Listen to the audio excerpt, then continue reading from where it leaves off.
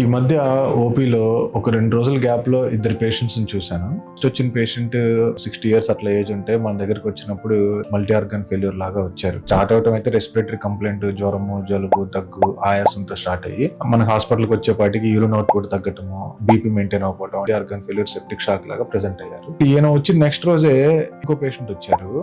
ఆయన కూడా అంతే అరౌండ్ 61 years. ఇద్దరు స్మోకర్సే. వీళ్ళిద్దరిని చూసుకుంటే ఇద్దరికి ఆర్టీపీసీఆర్ చేసాము. ఇద్దరికి సేమ్ ఇన్ఫ్లుయెన్జా వైరస్ వచ్చింది ఇద్దరు.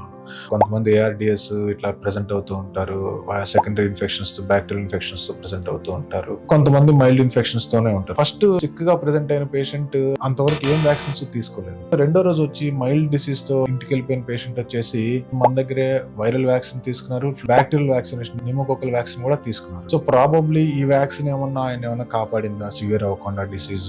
ఈ వ్యాక్సిన్ తీసుకోకపోవడం వలన ఈయనకి ఏమన్నా సివియర్ గా ప్రెసెంట్ అయిందా అనేది స్ట్రాంగ్ పాజిటివ్ పాయింట్ కింద కన్సిడర్ చేయొచ్చు. రిస్క్ ఫ్యాక్టర్స్ ఏమైనా ఉన్నవారు, 60 సంవత్సరాలు దాటిన వారు కానీ అడల్ట్ వ్యాక్సినేషన్ తీసుకోవడం చాలా మంచిదండి, చాలా ఉపయోగం కూడాను. డిసీజ్ రాకుండా ఉండటానికి లేదా వచ్చినా కానీ దాని సివియరిటీ తగ్గడానికి చాలా హెల్ప్ అవుతుంది.